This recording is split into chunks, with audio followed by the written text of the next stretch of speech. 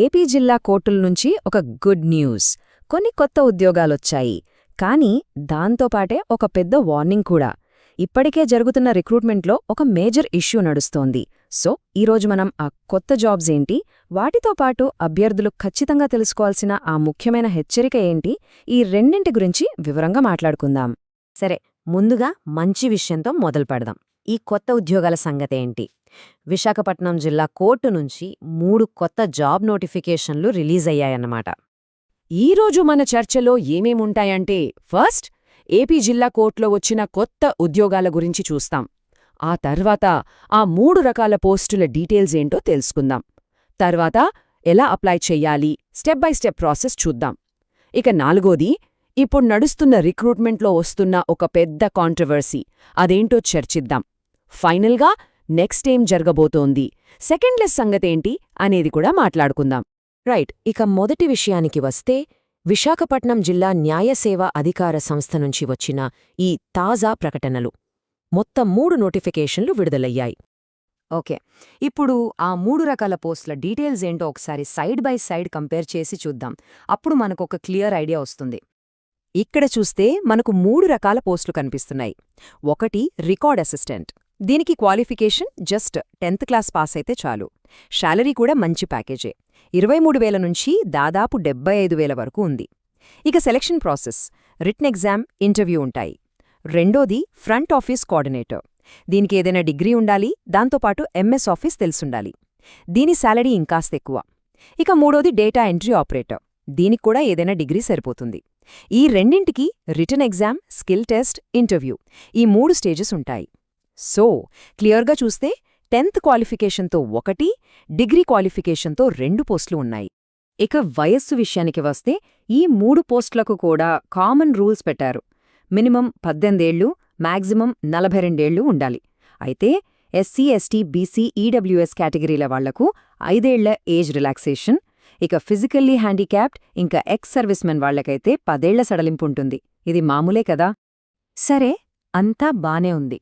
మరి వీటికి అప్లై చేయడమెలా? ఇక్కడే ఒక ముఖ్యమైన విషయం గుర్తుపెట్టుకోవాలి. అప్లికేషన్ ప్రాసెస్ మొత్తం ఆఫ్లైన్లోనే, ఆన్లైన్ కాదు. సో కొన్ని స్టెప్స్ని చాలా జాగ్రత్తగా ఫాలో అవ్వాలి. సో ప్రాసెస్ ఎలా ఉంటుందంటే, ఫస్ట్ అప్లికేషన్ ఫామ్ నింపాలి. మీ 10th క్లాస్ సర్టిఫికేట్లో ఉన్నట్లే డీటెయిల్స్ ఇవ్వాలి. రెండోది, అవసరమైన డాక్యుమెంట్స్ అన్నింటినీ అటాచ్ చేయాలి. గెజిటెడ్ ఆఫీసర్తో అటెస్ట్ చేయించిన ఫోటో అతికించాలి.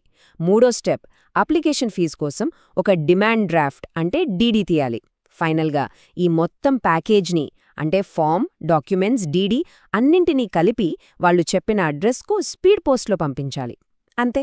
ఇక డాక్యుమెంట్స్ చెక్లిస్ట్ విషయానికి వస్తే, మీ 10th నుంచి డిగ్రీ వరకు అన్ని అకాడమిక్ సర్టిఫికెట్లు, date of birth certificate, me caste certificate, residence certificate, ఇవన్నీ జిరాక్స్ కాపీలు పెట్టాలి. దాంతోపాటు 2 కొత్త పాస్పోర్ట్ సైజ్ ఫోటోలు, ఒకవేళ వర్తిస్తే డిజబిలిటీ సర్టిఫికెట్, ఇంకా మనం ముందు చెప్పుకున్నట్టు ఫీజు కట్టిన డీడీ కూడా జతచేయాలి.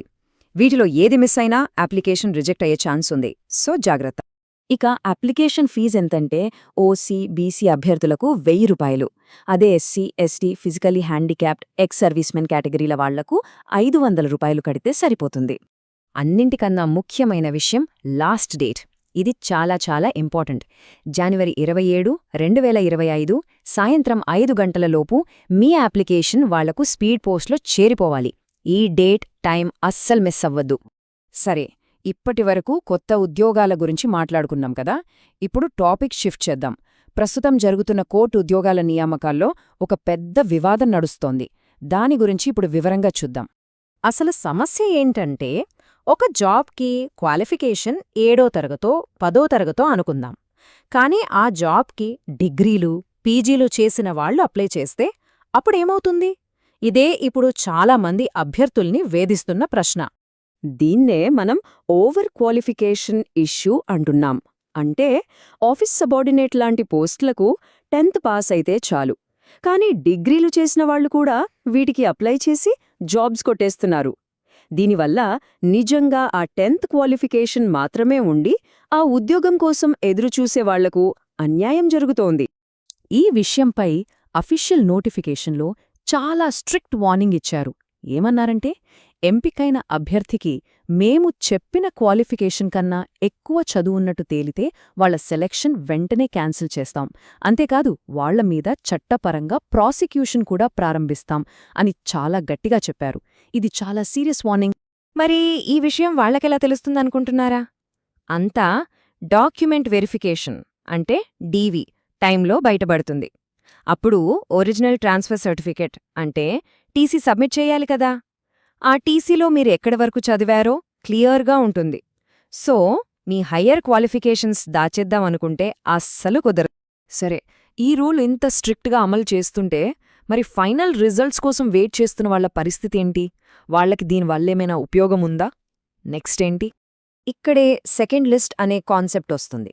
ఫస్ట్ లిస్ట్లో సెలెక్ట్ అయిన వాళ్లు ఈ ఓవర్ క్వాలిఫికేషన్ వల్ల కానీ వేరే ఏవైనా కారణాల వల్ల కానీ డిస్క్వాలిఫై అయితే ఆ ఖాళీ అయిన పోస్టులను ఏం చేస్తారు? వాటిని వెయిటింగ్ లిస్ట్లో ఉన్న వాళ్లతో ఫిల్ చేస్తారు. దాన్నే మనం సెకండ్ లిస్ట్ అంటున్నాం.